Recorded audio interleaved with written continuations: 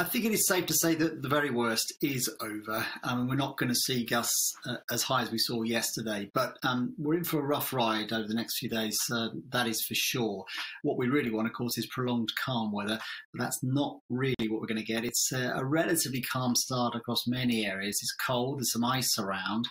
We are going to see some rain pushing in from the west through today, but the winds, probably more importantly, are going to pick up yet again across parts of South Wales, as we've just seen, and across other southern counties.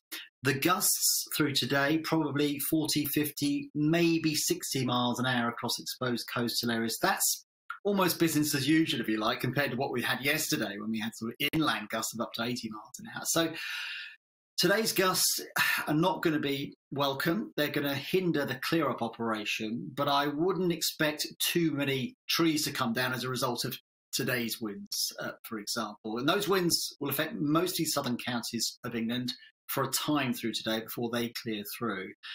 And then really it's all eyes to the more northern and western areas later on this weekend. We're seeing another deep area of low pressure, just what we don't want, and that's going to sweep some potentially stronger winds, much stronger winds across Northern Ireland, parts of Scotland, Northern England and North Wales late tomorrow and into Monday. And here we're looking at gusts of 60, 70 and possibly 80 mile an hour winds, particularly around coastal areas, which of course are more resilient to those sorts of levels of winds.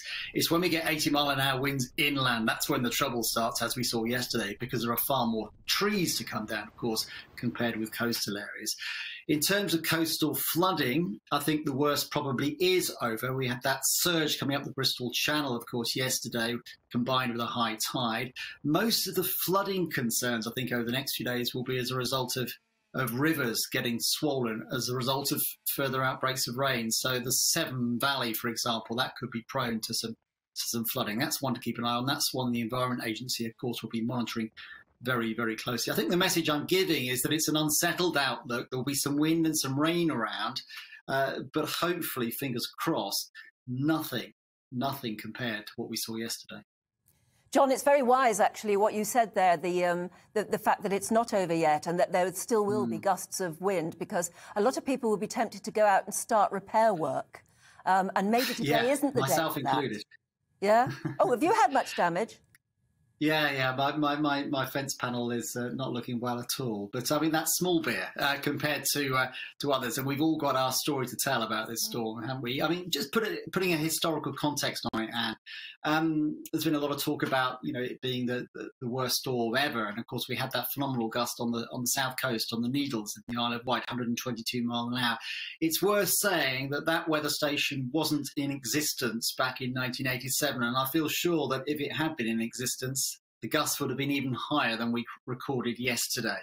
So this is probably the worst storm, depending on where you were, the worst storm for some 10 or 20 years, but it doesn't look as if it was as fierce as the daddy of them all in October 87. But of course, that's a long time ago, and many of us, the younger generation, won't remember that. So for some, it was the worst storm in living memory. Not for me, I'm sad to say, but I do remember the 87 Or me.